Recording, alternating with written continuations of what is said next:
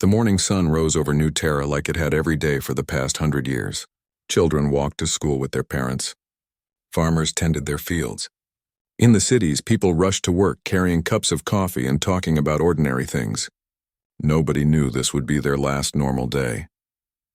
General Sarah Chen stood on the bridge of her flagship, the Indomitable, watching the stars through the massive viewport.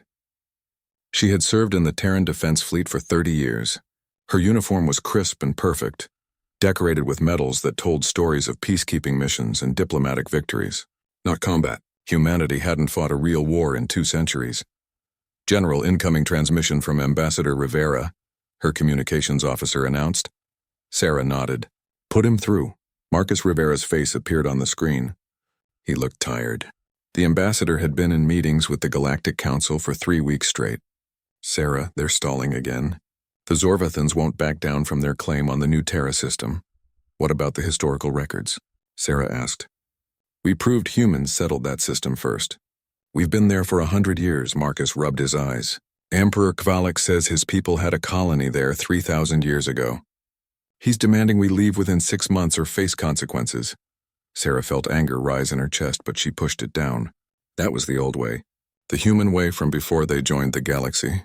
Now they did things differently. What does the council say? They want us to be patient. Keep negotiating. They think Kvalek is just posturing for political points back home.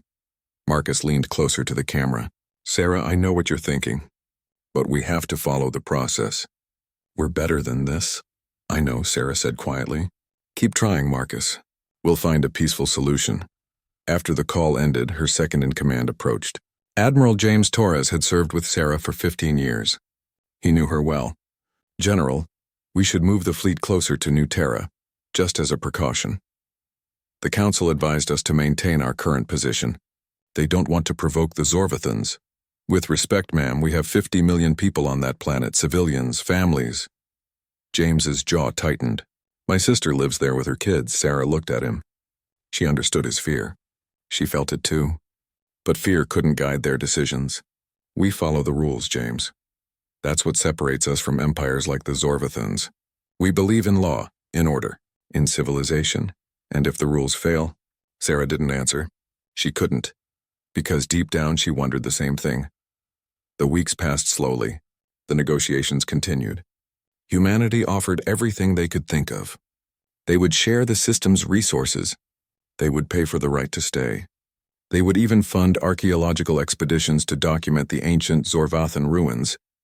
Though no one had ever found any, Emperor Kvalek rejected every offer. Sarah spent her days reviewing reports and managing her fleet. The Terran Defense Fleet was impressive by galactic standards. Humanity had always been good at building things. But they hadn't built weapons designed for war. Their ships had shields and defensive systems. Their weapons were precise and limited. Everything followed Galactic Council regulations about appropriate force. At night, Sarah couldn't sleep. She would sit in her quarters and read old files. Historical documents from before humanity joined the galaxy, before they learned to be civilized. The files talked about wars she had only studied in school. World War I, World War II, the Cold War. Conflicts where millions died and entire cities turned to ash. Humanity had been terrifying once. They had built weapons that could destroy planets. They had fought with a brutality that made other species uncomfortable. When humanity first encountered alien life, the Galactic Council had been shocked by their history. How did you survive yourselves? One ambassador had asked. We learned, the human representative had answered. We grew up, and they had. For 200 years, humanity proved they could be peaceful. They followed every law. They mediated disputes between other species. They became the example of what a violent species could become when they chose a better path. Sarah closed the old files and tried to sleep.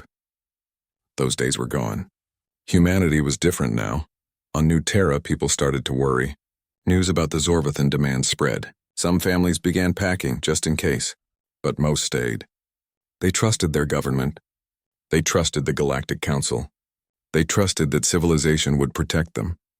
10-year-old Emma Torres went to school and learned about galactic history. She wrote an essay about how proud she was that humanity chose peace over war. Her teacher gave her top marks and displayed the essay in the classroom. Emma's mother, James Torres's sister, read the essay that night and cried. Not because she was sad, but because she was proud. Her daughter would grow up in a better world than she had known. Then the sensors detected them. General Chen, long-range scanners picking up massive energy signatures. The officer's voice cracked with tension. It's the Zorvathan fleet. They're entering New Terra space. Sarah's blood went cold. How many ships? Over 300, ma'am. It's their entire battle fleet. Hail them. Open a channel. They're not responding, General. Sarah's mind raced. This couldn't be happening. Contact the Galactic Council. Emergency priority. And prepare the fleet to jump to New Terra. General, we're 4 hours away at maximum speed, James said. Even if we leave now. I know, Sarah cut him off. Do it anyway. The Galactic Council took 20 minutes to respond. 20 minutes while the Zorvathan fleet moved closer to New Terra. When they finally answered, it was a junior administrator. General Chen, the Council advises restraint. We're sending mediators to the system. Please do not engage unless fired upon. They're not responding to any communication, Sarah said, struggling to keep her voice calm. They've brought a war fleet to a civilian colony. We need to protect our people. The Council understands your concern, but military action could escalate the situation. Please stand by for further instructions. The screen went dark. Sarah stood there, frozen. Stand by. They wanted her to stand by while a hostile fleet approached her people. General, her communications officer said quietly, we're receiving transmissions from New Terra. Civilians asking when help will arrive. Sarah closed her eyes. She thought about Emma Torres and her essay, about the 50 million people who trusted civilization to protect them. Move the fleet to New Terra, she ordered. Maximum speed. What about the Council's orders? Someone asked. Sarah looked at her crew. At James, whose sister and nieces lived on that planet. At the young officers who had never seen combat. At the future they all believed in. We follow the rules, she said, but we also protect our people. We'll stay outside engagement range unless they attack. We'll be ready to evacuate civilians if needed. We do this by the book. The Indomitable and its fleet jumped to hyperspace. 4 hours to New Terra. Sarah prayed it would be enough. Behind her, nobody spoke. They all knew the truth she wouldn't say out loud. 4 hours was too long. And deep in the ship's classified archives, old files remained locked away. Files about what humanity was capable of when the rules didn't matter anymore. But those days were gone. Humanity was civilized now, weren't they? The Zorvathan fleet arrived in New Terra's orbit at dawn. 300 warships emerged from hyperspace like predators surrounding wounded prey. On the planet below, alarms began to scream. Sarah Chen's fleet was still 3 hours away. 3 hours that might as well have been 3 years. General, we're receiving emergency broadcasts from New Terra, the communications officer said. Her voice shook. They're asking what to do. Sarah gripped the edge of her command console. Tell them to activate all defense stations. Evacuate civilians to the shelters. And keep trying to hail the Zorvathan fleet. They're still not responding, ma'am. James Torres stood beside her, his face pale. Sarah, my sister, my nieces. They're down there. I know. Sarah's voice was barely a whisper. We're moving as fast as we can. On New Terra, people ran. Parents grabbed their children. Teachers led students to underground bunkers. The defense stations, small platforms designed to handle pirates and accidents, powered up their shields. Their weapons were meant for warning shots, not war. Emma Torres held her mother's hand as they ran toward the nearest shelter. Mom, what's happening? It's okay, baby. Everything's going to be okay. But Emma's mother was lying. She could see the ships in the sky. Too many ships. Far too many. The first shot came without warning. A massive energy beam, bright as a star, struck the largest defense station. The station's shields held for exactly 2 seconds. Then it exploded in a ball of fire that lit up the morning sky. They're firing, someone shouted on the Indomitable's bridge. They're actually firing. Sarah felt the world slow down. This couldn't be real. The Galactic Council had rules about engagement. You issued warnings. You gave time for surrender. You didn't just start killing, but the Zorvathans did. One by one, the defense stations died. Each explosion marked another piece of New Terra's protection torn away. The small fleet of civilian ships that tried to launch and evacuate people were targeted next. Passenger vessels carrying families exploded in space. Cargo ships full of fleeing civilians turned into debris. Get me the Galactic Council, Sarah ordered. Now. They're not responding, General. We've been sending emergency signals for 20 minutes. 20 minutes. Sarah's hands formed fists. Where were the peacekeepers? Where were the mediators? Where was the civilization they had all believed in? On New Terra, the orbital bombardment began. The Zorvathan ships didn't target military installations because there weren't any real military targets. New Terra was a colony world. It had farms and schools and homes, so the Zorvathans targeted those instead. The first beam hit New Seattle, the planet's capital city. 5 million people lived there. The beam burned through the atmosphere like a spear from an angry god. Buildings vaporized. Streets melted. People didn't even have time to scream. Emma Torres never made it to the shelter. The blast wave from a nearby impact threw her and her mother into the air. When Emma opened her eyes, she couldn't hear anything. She couldn't see her mother. She tried to stand, but her leg wouldn't work right. Around her, the world was on fire. In space, Sarah watched the planet die.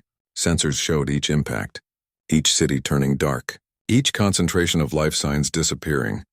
2 hours and 40 minutes until we're in range, someone reported. Too long. It was taking too long. Contact the council again, Sarah said. Tell them we're witnessing a massacre. Tell them we need immediate authorization to engage. General, they're responding. Putting them through now. An alien face appeared on screen. One of the council's senior members. General Chen, we're monitoring the situation. The council is convening an emergency session. They're killing millions of people right now. Sarah's calm finally broke. We need authorization to defend our colony. We understand your distress, but unauthorized military action could escalate the situation further. We're sending strongly worded messages to Emperor Kvalix. We're confident this can be resolved through diplomatic channels. Sarah stared at the alien, at this creature who talked about diplomacy while her people burned. They're not responding to your messages. They're not going to stop. General Chen, the council orders you to maintain your current approach vector but do not engage unless you are directly fired upon. We will not allow this situation to spiral into a galactic war. The screen went dark. James Torres made a sound like a wounded animal. They're going to let them die. They're just going to let them all die. Admiral Torres, control yourself, Sarah said quietly. But she felt the same rage, the same helplessness. Ma'am, we could jump ahead. We could engage now with a micro-jump. We'd be outgunned, but no. The word tasted like poison in Sarah's mouth. We follow orders. We follow the rules. The rules? James turned to face her. The rules are killing our people. Sarah, your duty is to protect humanity, not follow some corrupt council's orders. My duty is to do both, Sarah said. Each word was harder than the last. Because the moment we stop following the rules, we become what they are. We become monsters, then maybe we need to be monsters. The bridge went silent. Everyone stared at James, at the Admiral who had just suggested the unthinkable. Sarah met his eyes. Get off my bridge, Admiral Torres. Go to your quarters. That's an order. James looked like he might refuse. Then his shoulders slumped. Yes, ma'am. He walked away, broken.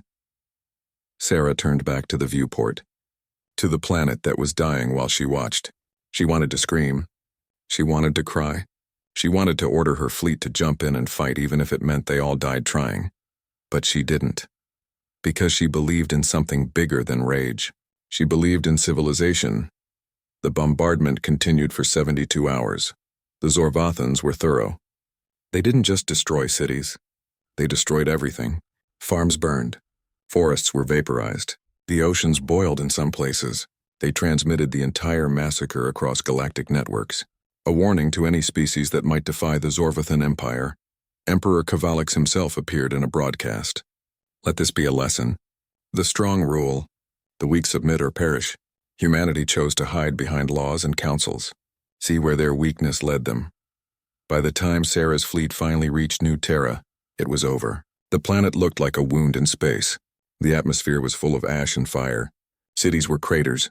The beautiful blue and green world was now gray and red. Life signs? Sarah asked. She already knew the answer. None detected on the surface, General. Scanning for survivors in orbit. They found 17 escape pods. 17 survivors out of 50 million people. 17 witnesses to the end of their world. Sarah had them brought aboard. She met them in the medical bay. Injured people with burns and broken bones and eyes that had seen too much. None of them were James's sister or nieces. One of them, a young girl who had lost both parents, looked up at Sarah. "Why didn't you help us?" Sarah had no answer. She stood there in her perfect uniform with her medals and her rank, and she had nothing to say to this child who had lost everything. The Galactic Council held a meeting. They expressed sympathy. They called the attack tragic. They promised an investigation. They did everything except punish the Zorvathans. Emperor Kvalix's final message was broadcast to every corner of the galaxy. Humanity accepted their place. They proved they are civilized. They followed your rules even as their children died. Perhaps other species should learn from their wisdom. Sarah Chen stood in her quarters alone. On her desk were files. Old files she had kept locked away. Files about wars and weapons and the things humanity had done before they became civilized. She opened them now. She read about total war, about nuclear weapons and biological agents and tactics that made the galaxy uncomfortable. She read about what humans did when they stopped playing nice. Her computer chimed. A message from James Torres. He had resigned his commission. He was leaving the military. He couldn't serve a government that wouldn't protect its people. Sarah didn't blame him. Part of her wanted to do the same. Instead, she made a call. To Terran High Command. To the civilian government. To everyone who mattered. Prepare every ship, she said. Activate every reserve unit. Pull every resource we have. And find me the files marked pre-council protocols. General Chen, the council has ordered us to stand down. They're afraid of escalation. Sarah looked at the image on her screen. New Terra burning. 50 million graves. I'm done taking orders from the council, she said. It's time they took orders from us. The Galactic Council chambers were built to inspire awe. The massive dome stretched high above, showing the stars beyond. Representatives from 200 species sat in curved rows, each species with their own section. At the center was the speaking platform, where those addressing the council stood alone under the eyes of the galaxy. Ambassador Marcus Rivera was supposed to speak today. He had prepared careful words about justice and remembrance. He had practiced his tone, making sure to sound sad but not angry. Grief was acceptable. Rage was not civilized, but Marcus didn't walk to the platform. General Sarah Chen did. She wore her full military dress uniform. Every medal, every ribbon. Her boots clicked against the floor as she walked, the only sound in the massive chamber. 200 species watched her approach the center. Some looked curious. Some looked sympathetic. Most looked uncomfortable. Sarah reached the platform and stopped. She didn't bow, as was customary. She didn't perform any of the traditional greeting gestures. She simply stood there and waited. The council speaker, a tall insectoid creature named Thelak, clicked their mandibles nervously. General Chen, we were expecting Ambassador Rivera to— Ambassador Rivera is on Earth, Sarah interrupted. He's attending funerals. There are 50 million funerals happening.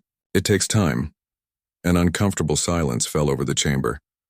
General, Thelak continued, we understand your grief. The council has approved a resolution condemning the Zorvathan actions. We've also established a committee to investigate. No. Sarah's voice wasn't loud, but it carried through the entire dome. You don't understand anything. But you will. She pulled out a small device and activated it. Above the platform, a hologram appeared. New Terra before the attack, beautiful, green, alive. Then the images changed. The bombardment. The fires. The dead planet. The council members shifted in their seats. 50 million people, Sarah said. Children, teachers, farmers, artists, scientists. People who never hurt anyone. People who believed civilization would protect them. A counselor from the Zelther species spoke up. General Chen, this is a tragedy, yes. But the council is working within established frameworks to— Working. Sarah turned to face the Zelther. You worked for 3 weeks while the Zorvathan fleet mobilized. You worked while they traveled to our system. You worked while they surrounded a defenseless planet. You worked while they killed everyone on it. Tell me, counselor, what exactly did your work accomplish? The Zelthar said nothing. Sarah turned slowly, looking at each section of the council. We came to you in good faith. We offered to share resources. We offered money. We offered compromise. We followed every rule you gave us, and you did nothing. The council cannot simply authorize military action, Thelak protested. There are procedures, votes. We must consider all consequences. You considered consequences for 3 weeks. My people got 3 seconds between the first shot and death. Sarah's calm was terrible to hear. There was no anger in her voice. No tears, just cold fact. We trusted you. That was our mistake. She activated another file on her device. New images appeared above the platform. Old images this time. Black and white photographs. Cities in ruins. Mushroom clouds rising. Trenches full of soldiers. Soldiers wearing gas masks. Destroyed tanks. Burning ships. Does anyone here know what they're looking at? Sarah asked. The council remained silent. Some of the images were disturbing enough that several species looked away. This is human history, Sarah explained. This is what we were before we met you. Before we learned to be civilized. She pointed to one image. This was called World War I.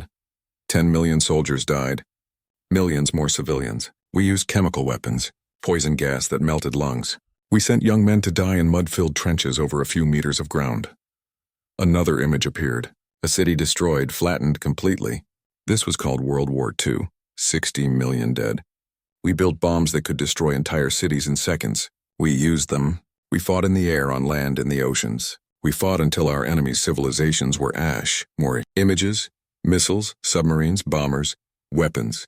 That looked strange and terrible to species that fought with honor and ritual. We fought a war called the Cold War, where we built enough nuclear weapons to destroy our own planet 20 times over. Enough to kill every human that ever lived and would ever live. We pointed them at ourselves and waited to see who would fire first. Sarah paused, letting the images sink in. The council members were staring now, transfixed and horrified. We were very good at killing each other, Sarah continued. We invented new ways to do it. Chemical weapons, biological weapons, nuclear weapons, psychological warfare, guerrilla tactics, totalva. We developed strategies where the goal wasn't to defeat an enemy army. The goal was to break the enemy's ability to fight by destroying everything they needed to survive. A counselor from a species known for their pacifism spoke up, their voice small. How did you survive? We learned, Sarah said simply. We learned that war like that destroyed everyone. Winners and losers both. So we stopped. We built peace. We created laws. We chose to be better. She turned to face Thelak directly. We chose civilization. Not because we were weak. Not because we were afraid of war. But because we believed in something better than violence. She closed the images. The council chamber seemed darker without them. For 200 years we followed your rules. We respected your laws. We participated in your civilization. We showed you that a violent species could change. Could grow up. Sarah's voice grew colder. We chose to be civilized. You convinced us that was the right choice. Thelak leaned forward. General Chen, what are you saying? Sarah looked up at all of them, at the 200 species who had watched her people die and done nothing. I'm saying that we made a choice 200 years ago. We chose your civilization over our nature. We locked away our weapons. We forgot our history. We taught our children that peace was the only way. She took a breath. Our children believed us. They died believing that civilization would protect them. They died waiting for your justice. They died trusting your rules. The weight of her words settled over the council like a physical thing. That weight is over. Sarah said quietly. We will not stay civilized anymore. The council chamber erupted. Councilors stood. Voices shouted in a dozen languages. Thelak banged their gavel, trying to restore order. Sarah ignored them all. She pulled out a data chip and placed it on the platform. This contains complete records of human military history. Every war, every weapon, every tactic, every strategy we used to kill each other for 10,000 years. I'm giving it to you as a gift, so you can understand what's coming. General Chen, are you threatening this council? Thelak demanded. No, Sarah said. I'm warning you. There's a difference. She turned to the section where the Zorvathan delegation sat. Emperor Kvalix's representative sat there looking smug. But I am threatening them. The Zorvathan representative stood. You dare threaten the Zorvathan Empire? You are one species. We control 100 systems. You followed our strength before. You'll do it again, Sarah smiled. It was not a pleasant smile. You mistook our choice for weakness. That was your mistake. You killed our children while we followed the rules.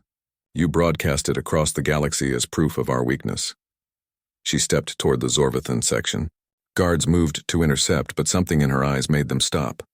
Now I'm going to show the galaxy what we really are, what we chose not to be, and everyone will understand why we made that choice. She turned back to the council. Humanity is withdrawing from the Galactic Council effective immediately. All treaties are void. All agreements are cancelled. All restrictions we accepted on our military are lifted. You can't do this, Thilak said. You'll be isolated, alone. No species will trade with you. No one will ally with you. Then we'll be alone, Sarah said. We've been alone before. We survived. This is madness, another counselor shouted. You'll start a war that will consume the galaxy. No. Sarah's voice cut through the noise. We're going to finish a war. A war the Zorvathans started when they killed 50 million civilians. You could have stopped it. You chose not to. So now we stop it our way. She walked off the platform, her boots clicking against the floor. As she reached the exit, she stopped and looked back one final time. One more thing, she said.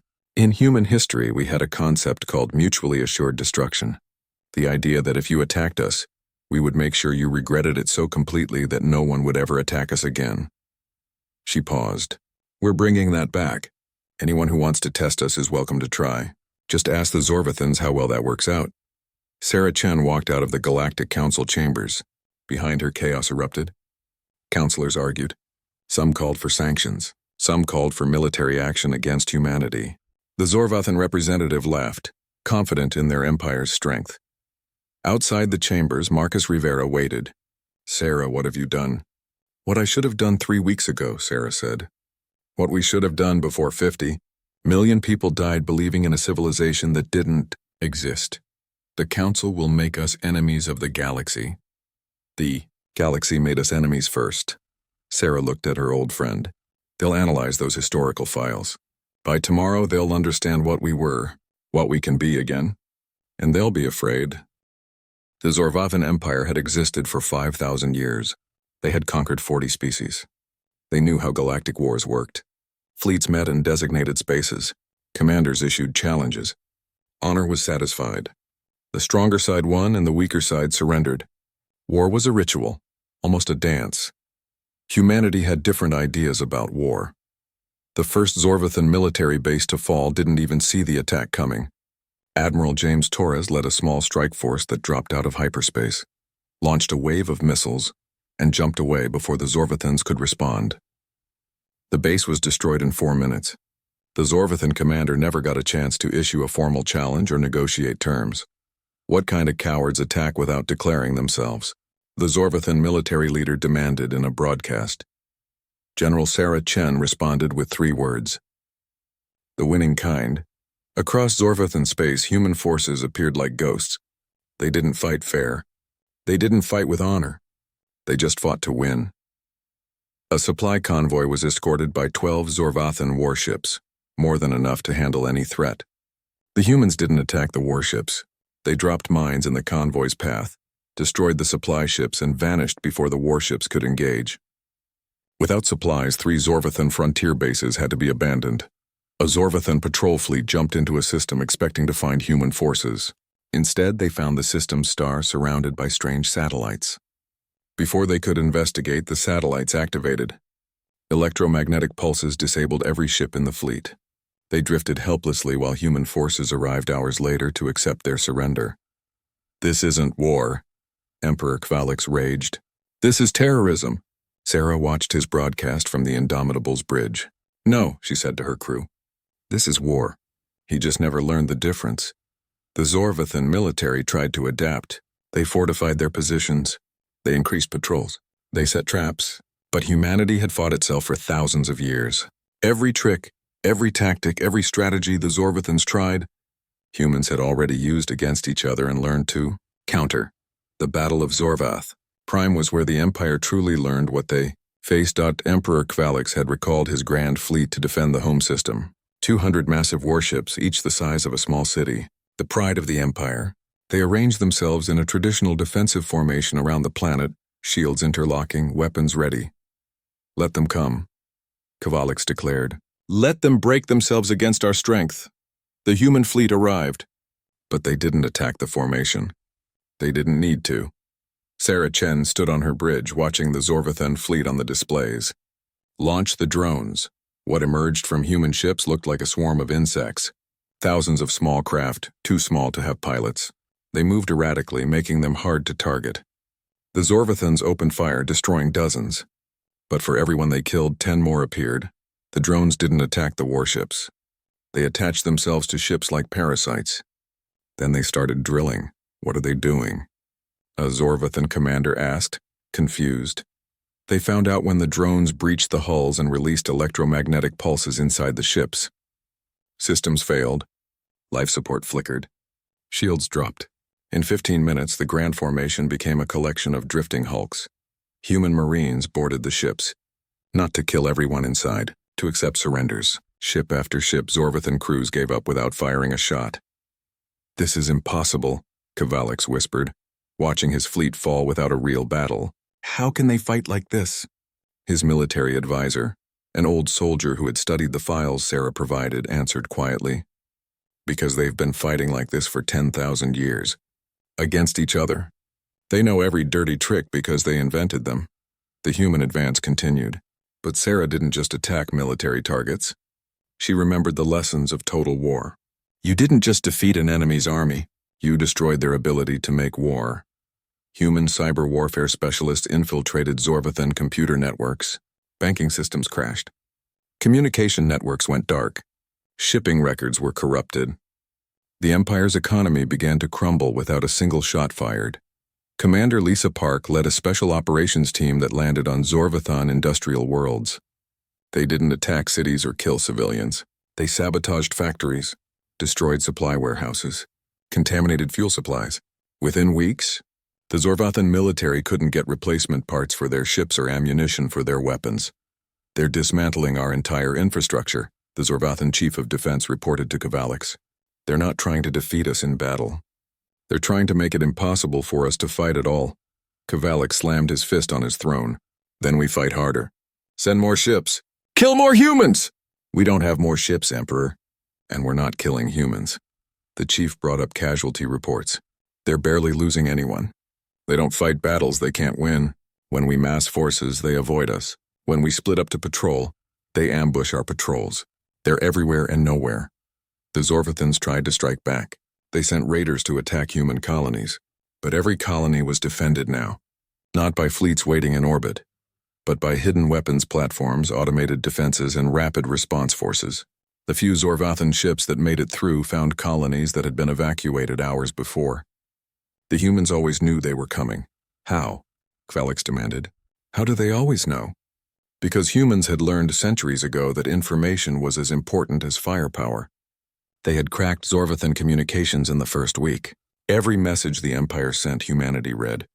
Every plan they made, humanity knew. The Zorvathans were fighting blind while humanity saw everything. 3 months into the war, the Zorvathan Empire was collapsing, not from lost battles, from the slow dismantling of everything that made them an empire. Their trade routes were unusable. Their industry was shattered. Their military was scattered and demoralized. Worlds that had been conquered by the Zorvathans began rebelling, seeing that the Empire couldn't protect itself. The Galactic Council watched in horror. They sent diplomatic missions to both sides. The humans ignored them. They had left the Council. They didn't need permission anymore. "This has to stop," Counselor Thelak sent a message directly to Sarah. "You've made your point. The Zorvathans are defeated. Any more is excessive." Sarah's response was cold. "They killed 50 million of our civilians in 3 days. We've been fighting for 3 months, and we've killed fewer than 10,000 of their soldiers. Most of them surrendered and are being held comfortably as prisoners. Tell me again what's excessive." Other species began to understand. The files Sarah had provided were being studied by military analysts across the galaxy. They read about human wars, about tactics like strategic bombing and submarine warfare and covert operations, about concepts like total war and unconditional surrender. A prominent alien military scholar published an analysis that went viral across galactic networks. Humanity didn't become peaceful because they evolved beyond war. They became peaceful because they got too good at it. They learned to fight so effectively that they scared themselves. They built weapons that could destroy their own species and came so close to using them that they decided the only winning move was not to play. They've spent 200 years not fighting. We mistook that for inability. It was choice. And now they've made a different choice. Emperor Gvalix made one final attempt. He sent assassins after Sarah Chen. They infiltrated the Indomitable using technology from species that owed the Empire favors. They nearly reached Sarah's quarters. They were caught by human security, which had been expecting the attempt for weeks. Human intelligence had intercepted the assassination orders before the assassins even launched. Sarah met with the captured assassins personally. "Tell your emperor something," she said. "In human history, we've had hundreds of wars.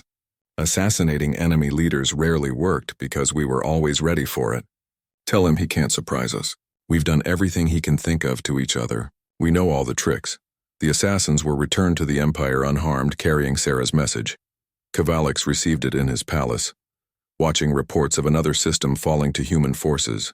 His empire, which had stood for 5,000 years, was dying. Not in glorious battle, not in a final stand that would be remembered in songs. It was being methodically taken apart like a machine being disassembled by an engineer who knew exactly how it worked. "Request terms," he finally ordered his diplomats. "Ask for a ceasefire. Negotiate surrender if we must." His chief of defense looked at him. "Emperor, there's something else you should know. The humans haven't even used their full military. Intelligence reports suggest they've deployed maybe 30% of their actual forces. The rest are in reserve." Kavalix felt cold. "What are they waiting for?" "I don't think they're waiting, Emperor. I think they didn't need more." This is them being efficient. The emperor of an empire sat in his palace and realized he had made a terrible mistake. He had thought humanity's peace was weakness. He had thought their civilization was fear. He had learned too late that the scariest predator was the one that chose not to hunt. Now it was hunting, and it was very good at it. Sarah Chen received the surrender request while standing on the bridge of her flagship. The human fleet surrounded Zorvath Prime like a noose, 300 ships armed with weapons the galaxy had never seen used in anger. Below them, on the planet, 8 billion Zorvathans waited for their world to burn. Emperor Kavalix stood in his palace, looking up at the sky. He could see the human ships with his own eyes. They blocked out the stars. He had issued the surrender order 3 days ago. So far, the humans hadn't responded. They just waited, hovering, watching. The waiting was worse than death. On the Indomitable, Sarah Chen stood on her bridge. Her crew waited for orders. They had fought for 3 months. They had won every battle. They had dismantled an empire. Now they waited to finish it. "General," her communications officer said quietly, "we're receiving thousands of transmissions from the planet. Civilians begging us not to fire. Parents asking us to spare their children." Sarah closed her eyes. She heard the echoes of other parents from New Terra, who had begged the Zorvathans for mercy. The Zorvathans hadn't listened. "Open a channel to the planet," Sarah ordered. "All frequencies. I want everyone to hear this." When the channel opened, she spoke. Her voice was broadcast to every screen, every radio, every device on Zorvath Prime. "People of the Zorvathan Empire, I am General Sarah Chen of the Terran Defense Fleet. 3 months ago, your Emperor ordered the destruction of one of our worlds. 50 million civilians died. Men, women, and children who never threatened you, who never hurt you. They died because your Emperor decided they were weak. On the planet, billions listened. In his palace, Kavalix listened too. Your fleet surrounded our world," Sarah continued. "You bombarded our cities from orbit. You killed our children while they ran for shelters. You broadcasted across the galaxy as proof of your strength." She paused. "Now we surround your world. We have weapons that could do to you what you did to us. We could turn your cities to ash. We could make your world burn." The Zorvathans listening felt terror grip them. This was it. The humans would take their revenge. They would, "But we won't," Sarah said. "We won't kill your children. We won't destroy your world. Not because you deserve mercy. You don't. But because we remember who we wanted to be, silence. Confused, terrified silence. We didn't want to be this," Sarah continued. "We didn't want to wage war. We wanted to be civilized. We wanted to believe in peace and law and justice. Your Emperor took that from us. He forced us to become what we feared. But we haven't forgotten who we are. We're human. And humans at our best choose to be better than our enemies." She looked at her crew, at the young officers who had fought so well, who had learned to wage war the human way, who could become what their ancestors were if she let them. "Emperor Kavalix," Sarah said, "I'm offering terms. Unconditional surrender. You will stand trial for war crimes. Your military will be dismantled. Your empire will be dissolved. The worlds you conquered will be freed. You will pay reparations for what you destroyed. And your people will learn. They'll learn about the species you killed, about the worlds you burned, about the price of believing might makes right. In his palace, Kavalix felt something he'd never felt before. Not just defeat, shame, but, Sarah continued, your people will live. Your world will remain. Your children will grow up. Not under an empire, not under our rule, but free, with a chance to be better than you were. On the planet, people began to cry, not from fear, from confusion, from relief, from emotions they couldn't name. You have 6 hours to respond, Sarah finished. Agree to these terms or we'll enforce them. Either way, the empire ends today. How it ends is your choice. The channel closed. Sarah's crew looked at her. Some seemed proud. Some seemed disappointed. They had expected vengeance. Fire and fury, the human way of war without the human mercy. General, one young officer said, after what they did. We could, Sarah agreed. And then we'd be what they said we were. Monsters who hide behind civilization until it's inconvenient. No, we show them the difference. Between those who kill because they can and those who choose mercy even when they don't have to. 4 hours later, Kavalix transmitted his unconditional surrender. The occupation of Zorvath Prime was unlike anything the galaxy had seen. Human forces landed and took control of all government facilities. But they didn't act like conquerors. They provided food, medical care. They helped repair infrastructure damaged in the fighting. They were firm but not cruel. Why are they helping us? Zorvathan civilians asked. We killed their people. Because they're trying to prove something, a Zorvathan who had studied human history answered. To themselves and to the galaxy. That they're not us. That power doesn't have to mean cruelty. The trial of Emperor Kavalix was broadcast across the galaxy. He was charged with crimes against sapient life. The evidence was presented methodically. Videos of the New Terra attack, testimonies from the 17 survivors, records of the orders Kavalix gave. The Galactic Council tried to intervene. They sent diplomats to ask humanity to be reasonable. This sets a dangerous precedent, Councillor Thelak argued. Prosecuting leaders of sovereign nations. Sarah met with them personally. You mean holding leaders accountable for murdering millions of civilians? Yes, that is a dangerous precedent. Dangerous for tyrants. Every other leader should be worried. If they commit atrocities, they'll answer for them. Because the council won't do it, so someone has to. You can't make yourself judge and executioner for the galaxy, Thelak protested. We're not executing anyone, Sarah said. We're providing justice. Real justice, not your committees and investigations that conclude nothing. Not your strongly worded messages, justice. The verdict was guilty. Kavalix was sentenced to life in prison. Not death, prison, where he would have decades to think about what he'd done.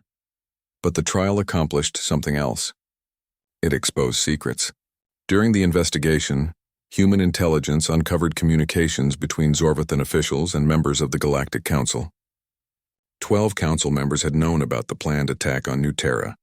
They had been bribed to delay any response, to keep humanity trapped in procedures and bureaucracy while the Zorvathans killed. Sarah released the evidence publicly. Across the galaxy, species learned that their representatives had allowed a massacre to happen for political gain. The Galactic Council began to fracture. Species started demanding answers. Some pulled out of the council entirely. Others demanded reforms. The system humanity had trusted for 200 years was revealed as corrupt and broken. In the chaos, Sarah made an announcement. Humanity is founding a new alliance, the Mutual Defense Coalition. Any species that wants to join is welcome, but we have new rules. Rules we'll actually enforce. The rules were simple. Member species would maintain their own militaries. They would be allowed to defend themselves. If any member was attacked, all members would respond immediately. Not after committees met. Not after investigations, immediately, and attacks on civilians would result in the full military might of the coalition being used against the aggressor. This is just humanity building its own empire, critics said. Then leave, Sarah responded. We're not forcing anyone to join, but we're offering something the council never did. Real protection, real consequences for those who break the peace. Species began joining. First the small ones, those who had lived in fear of empires like the Zorvathans, then larger ones, those who respected strength and honesty more than ancient bureaucracy. Within a year, the Mutual Defense Coalition had 50 member species. Within 2 years, 100. The old Galactic Council still existed, but it was losing relevance. The galaxy was reorganizing around a new principle. Peace through strength. civilization backed by the will to defend it. Sarah Chen became the first Supreme Commander of the Coalition Defense Forces. She didn't want the job. She took it anyway, because someone had to build the new order. Someone who remembered the cost of the old one failing. On the 5-year anniversary of New Terra's fall, Sarah visited Earth. A memorial had been built there. 50 million names carved in stone. Sarah walked among them reading, finding Emma Torres's name, finding all the others who had trusted civilization and died for that trust. Former Admiral James Torres found her there. He had left the military after New Terra, but he'd come back eventually. The galaxy needed people who understood what failure looked like. "Do you think we did the right thing?" he asked. Sarah touched Emma's name on the memorial. "I think we did the only thing. The council failed. We had a choice. Let that failure stand or build something better. The galaxy fears us now." "Good," Sarah said quietly. "Fear is honest. Better they fear us and stay peaceful than respect us and commit massacres. As long as the fear comes from our strength, not our cruelty, we're on the right path. And if we lose that path, if we become what we fought against," Sarah looked at her old friend, "then someone will stop us. That's what the coalition is for. Not to make humanity rulers of the galaxy. To make sure no one rules through terror, not even us." They stood in silence for a while. Then Sarah spoke again. "I wanted to believe in the council. In laws and justice and civilization solving problems peacefully. I wanted that world to exist, but it didn't. No, it was a nice dream, but dreams don't stop plasma bombardments. Dreams don't protect children." Sarah turned away from the memorial. "We tried their way,